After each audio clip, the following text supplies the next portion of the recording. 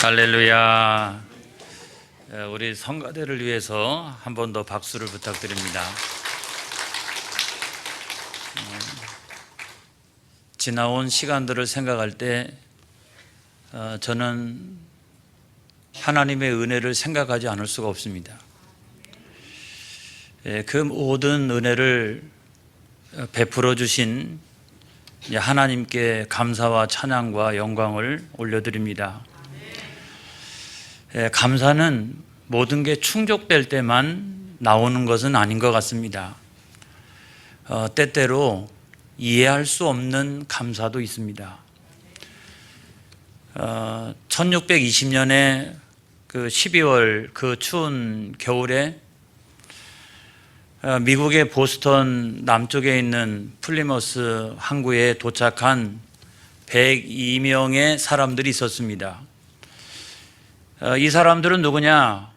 신앙의 자유를 찾아서 메이플라워를 타고서 영국을 탈출한 청교도들이었습니다. 그들이 도착한 때가 겨울이었기 때문에 너무나 추워서 그들은 배에서 내릴 수가 없었어요. 그래서 3개월 동안 배 안에 있다가 그 이듬해 3월 달에 배에서 내려서 상륙을 하게 됩니다. 비교적 양식을 넉넉하게 준비를 했다고 생각을 했어요. 그리고 오다가 죽은 사람들도 많고 또 도착을 해서 죽은 사람도 많아서 거의 절반 이상이 되었습니다. 그럼에도 불구하고 그들은 계속해서 금식을 하고 절식을 하면서 그 양식을 아꼈습니다. 이들은 신대륙에 대한 이해가 별로 없었습니다. 그래서 풍토병에 시달려야 했고 또 그 기후에 맞게 농사를 지을 줄을 몰랐어요. 이게 모든 게 다 시행착오였어요. 천신만고 끝에 그 주변에 살고 있는 그 인디언들의 도움을 받아서 그들이 가져다 준 옥수수 씨앗과 재배법을 익혀서 농사를 지었고 그래서 첫 번째 수확을 하게 되었습니다. 그들이 도착한 지 8개월 만이었습니다. 많은 사람들이 그 사이에 또 죽었습니다. 그리고 그들이 수확한 것은 감자, 옥수수, 그리고 별 볼 일 없는 그런 양식들이 전부였습니다. 그런 상태에서 그들은 첫 번째 추수감사절 예배를 드립니다. 오늘날처럼 좋은 음식을 준비하고 또 좋은 옷을 입고 밴드를 불러다가 막 이렇게 춤을 추고 하는 축제적인 성격이 아니었습니다. 그들은 거기에서 척박한 환경에서 살아남은 거에 대한 감사, 살아남은 자들의 그 슬픔의 감사였습니다. 그런 예배를 그들이 드렸던 거예요. 여러분, 우리가 이렇게 때때로 감사라고 하는 것은 우리가 이해할 수 없는 그런 감사가 있습니다. 절대로 빼앗길 수 없는 감사, 그리고 모든 상황에서도 드려질 수 있는 그런 감사, 그런 감사가 아마도 진정한 감사가 아닐까 하는 생각이 드는 거예요. 이들이 여러분 왜 이민을 했습니까? 신대륙에 가가지고 잘 살아야 되겠다, 무슨 아메리칸 드림을 꿈꾸면서 그들이 갔던 것은 결코 아닙니다.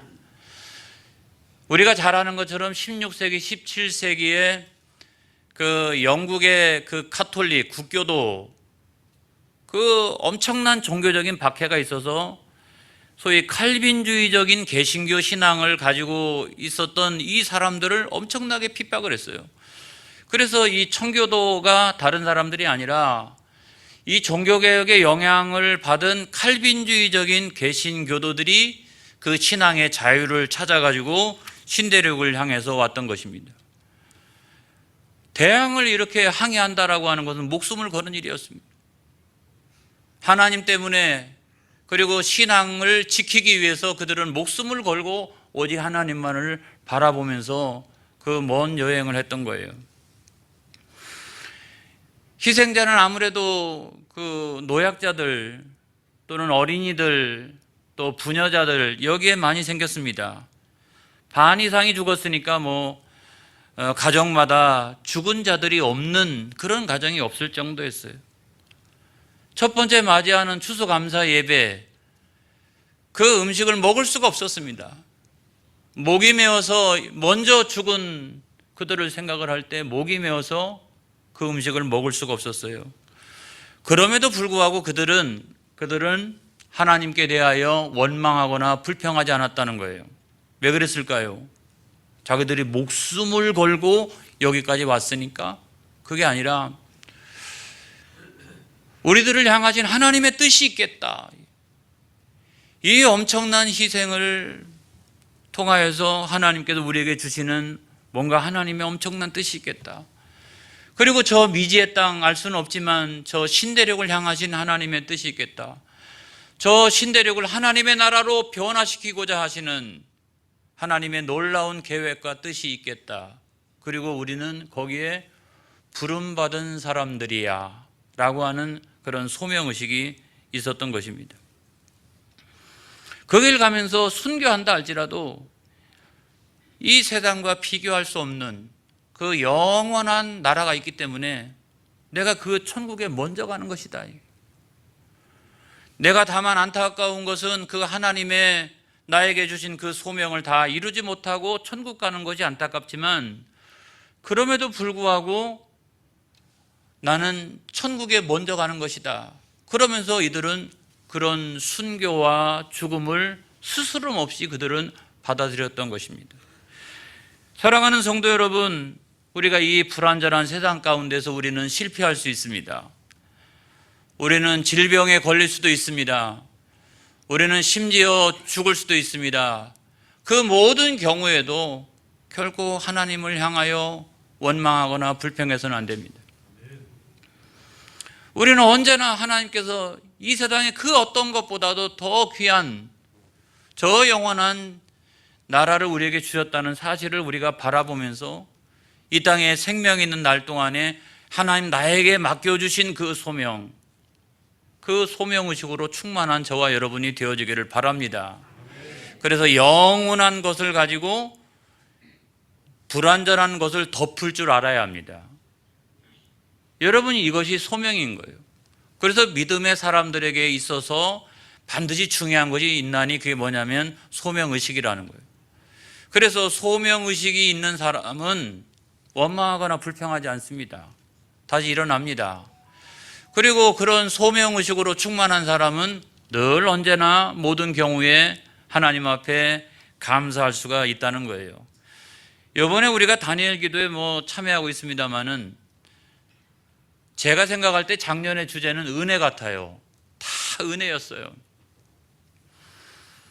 이번에 주제는 그런 많은 어려움과 시련과 역경 속에서 소명의식을 가진 사람들이 어떻게 일어나고 하나님의 영광을 나타내고 살아계신 하나님을 간증하느냐, 저는 여기에 초점이 있다는 생각이 들었습니다.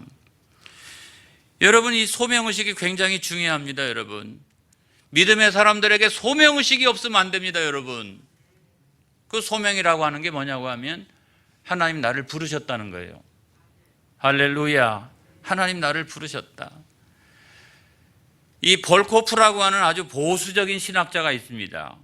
그 신학자가 구원론을 이야기하면서 이렇게 이야기하죠.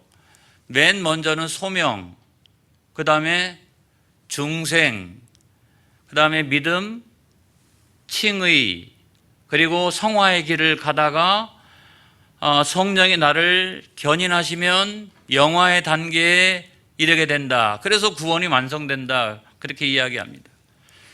이 볼코프라고 하는 그 신학자가 한국 교회에 미친 영향이 엄청납니다.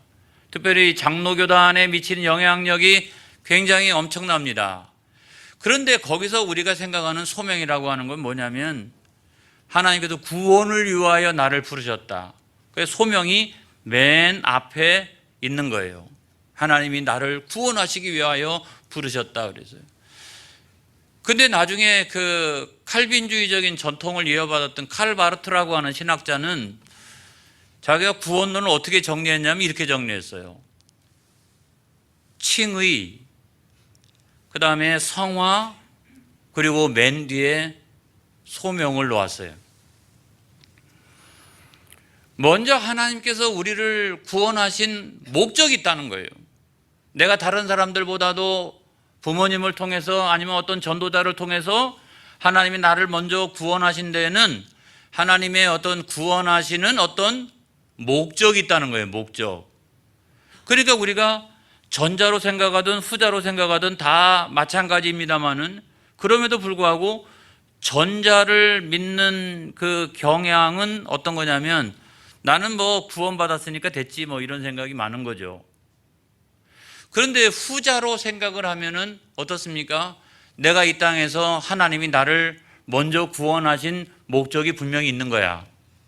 그래서 이 땅에 생명이 있는 날 동안에 하나님 나를 구원하신 은혜에 감사하면서 그 목적을 이루어가는 삶을 살아갈 거야. 그러면서 하나님께서 나를 먼저 부르신 그 목적을 추구하는 경향이 있다는 거예요. 하나님 내 가정을 향하여, 내 사업장을 향하여, 할렐루야. 그리고 나의 직장을 향하여, 이 나라와 이 민족을 향하여, 세계 열방을 향하여 나를 먼저 부르신 하나님의 목적이 있다. 여러분은 어떤 소명의식이 있습니까?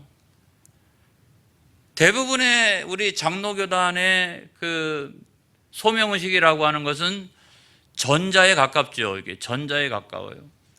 전자에 가까워요.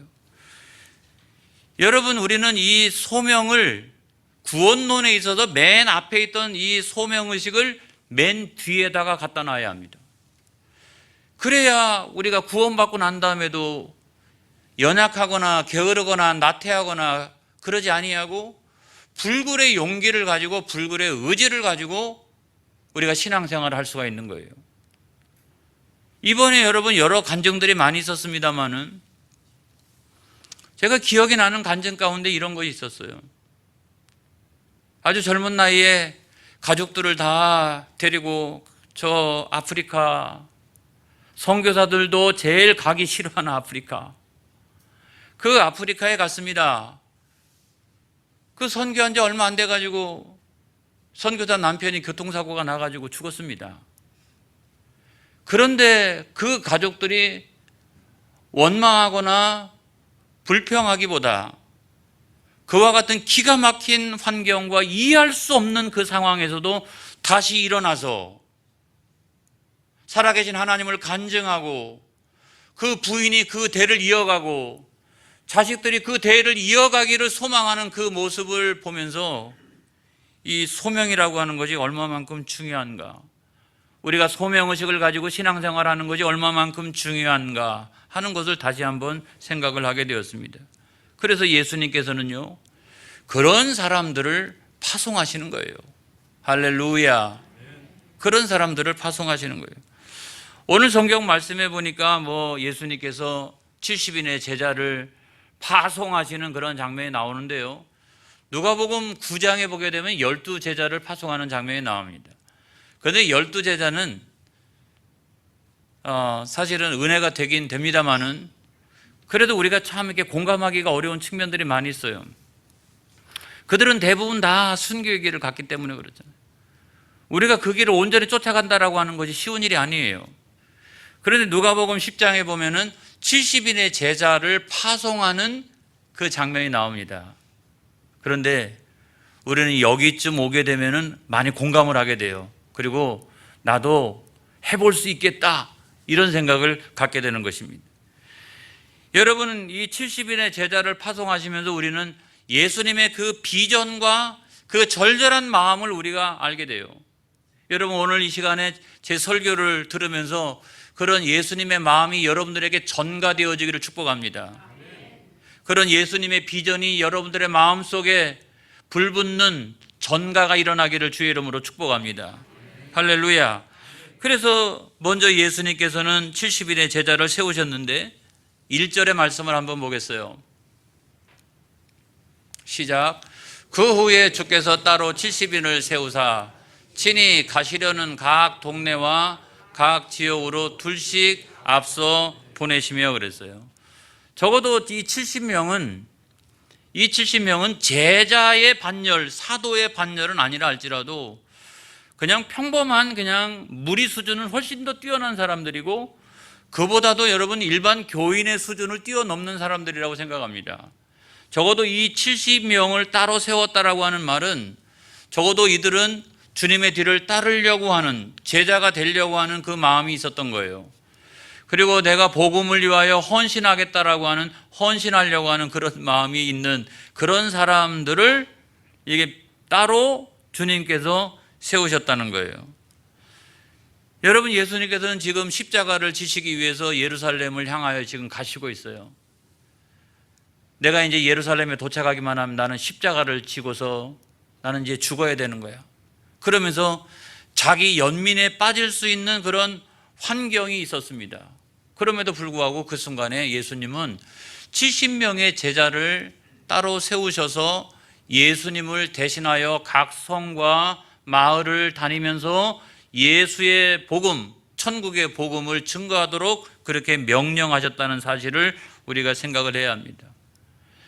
왜 2명씩 보냈을까? 한 사람씩 보내면 더 많은 곳으로 보낼 수 있을 터인데, 그게 아니라 한 사람씩 가면은 시험에 들 가능성이 큽니다. 그리고 어려운 환경을 만나게 되면 엉뚱한 생각을 하기 쉽습니다. 그렇기 때문에 두 사람이 합심해서 이 사역을 감당하도록 최소한의 단위로 2명씩 짝지어가지고 그렇게 보냈던 거예요. 그래서 여러분, 우리가 어떤 사역을 감당하는 것은 독불장군이면 안 됩니다, 여러분. 협력하여 사역을 감당할 줄 아는 사람들이 되시기를 주의 이름으로 축원합니다. 우리 교회 안에 그와 같은 70인의 제자와 같은 그런 주의 충성된 일꾼들이 많이 배출되어지기를 축복합니다. 할렐루야. 어느 교회가 사명을 잘 감당하고 어느 교회가 부흥해 가느냐? 저는 12사도는 아니라고 생각합니다. 저는 이 70인의 제자가 튼튼하게 세워져 있는 그런 교회가 시대의 역사의 사명을 감당하고 부흥하는 교회가 될 줄로 믿습니다. 우리 교회는 그런 사람들이 많은 교회가 되어지기를 축복합니다. 할렐루야. 두 번째로 예수님께서는 이 70인의 제자를 파송하시면서 기도의 제목을 주셨어요. 야, 그냥 가지 마라. 너희들은 기도하면서 가라 그랬어요. 그래서 2절의 말씀을 한번 보겠습니다. 시작. 이르시되 추수할 것은 많되 일꾼이 적으니 그러므로 추수하는 주인에게 청하여 추수할 일꾼들을 보내주소서 하라 그랬어요. 추수할 것이 많다는 거예요. 저는 이걸 보면서 주님의 안목은 우리와 완전히 다르다 하는 생각을 가졌어요. 왜냐하면 그때가 언제냐면 로마가 세계를 지배하던 그런 시기였어요. 식민지 나라들은 기가 막힌 비참한 삶을 살아가야 했습니다. 삶이 너무너무나 힘들고 세금이 과중하고 때때로는 여러분 군인으로 끌려가야 하기도 하고, 그래서 삶이 매우 비참하고, 그런 때에 종교 지도자들이 하나님 말씀에 깨어 있으면 좋은데 이들도 다 타락해 있어서 어디에도 소망이 없는 절망적인 시대예요. 그래서 세상이 캄캄한 일이 절망적인 영적인 암흑기 아닙니까? 그런데도 주님의 눈은 달랐어요. 이야, 추수할 것이 많다 그럽니다. 우리가 절망의 시대라고 여러분 진단합니다마는, 그럼에도 불구하고 절망이 깊어가면 깊어갈수록 영적인 갈급함은 그만큼 많아지는 것입니다. 이 세상이 절망이 깊어가면 깊어갈수록 그 안에서 우리 영혼은 하나님의 말씀을 더욱더 사모하기를 시작합니다. 그렇기 때문에 예수 복음을 나가서 전하기만 하면 주님께로 돌아오는 자가, 하나님께로 돌아오는 자가 많아지겠다. 이것이 예수님의 비전이었어요. 다 사람들이 절망했어요, 여러분. 이런 예수님의 안목이 저와 여러분의 안목이 되어지기를 주의 이름으로 축복합니다. 오늘 이 시대도 마찬가지잖아요. 불안의 시대요, 절망의 시대요, 불확실성의 시대요. 이런 시대 아니겠습니까? 그런 시대이지만 그럼에도 불구하고 이 사람들의 영혼이 하나님의 말씀을 사모하며 주께로 돌아가기를 원하는 이 추수 때가 다 휘어져 가고 있다라고 하는 이 주님의 시각, 이 주님의 마음, 그 마음이 저와 여러분의 마음이 되어지기를 주의 이름으로 축복합니다. 여러분, 신학교가 점점점 어려워지고 있습니다. 어느 한 신학대학원만 겨우 다, 그리고 나머지는 전부가 다 어려움을 겪고 있습니다. 코로나19를 겪으면서 교인 숫자가 점점점 줄어가고 있습니다. 그리고 개척교회, 어려운 교회들이, 문 닫는 교회들이 제법 많이 생기고 있는 그와 같은 상황 가운데 있습니다. 여러 가지를 생각해 보면 다 절망적인 시대인데, 오늘 주님께서는 그래도 추수할 것이 많다, 이렇게 말씀하고 있어요.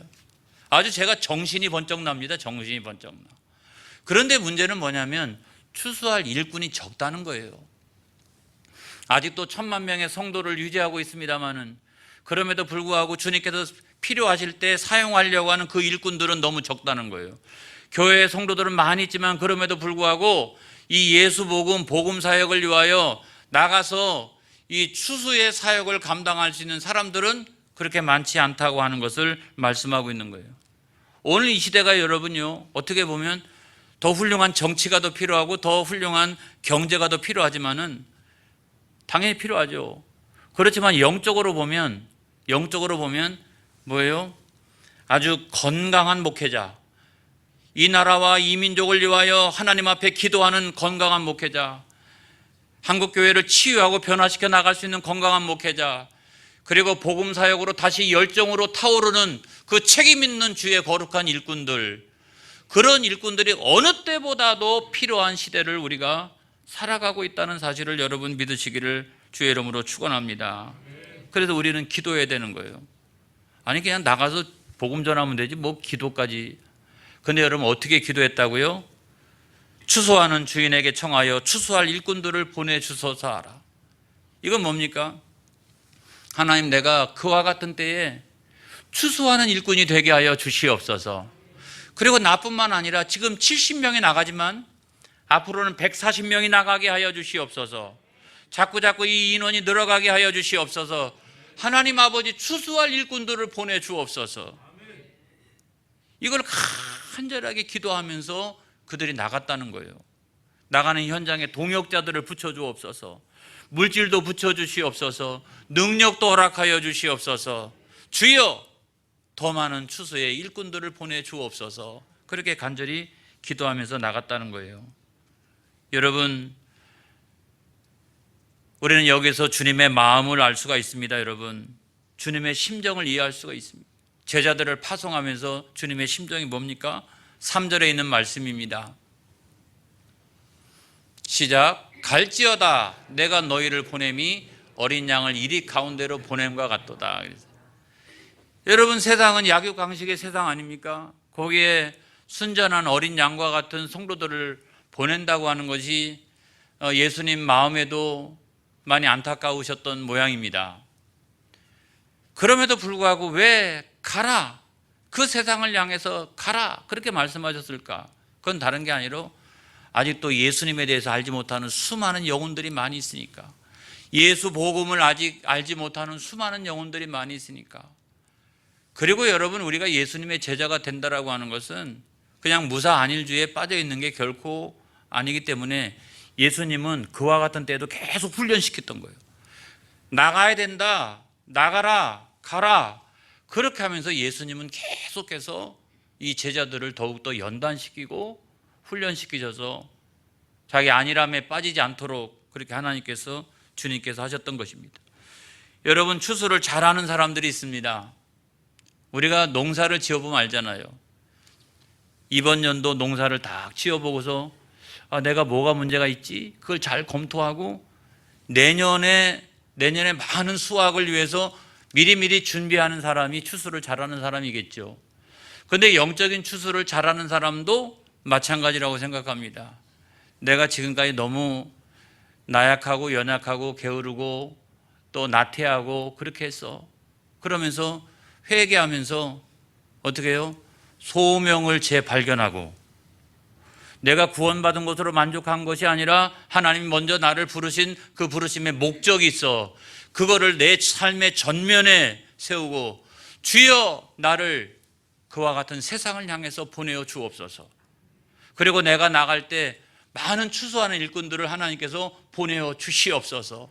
그렇게 기도하면서 나가는 사람, 이런 사람들을 통해서 하나님은 수많은 영혼들을 구원하시지 않으실까. 저와 여러분이 다 추수를 잘하는 사람들이 되어지기를 축복합니다. 할렐루야. 기도하겠습니다.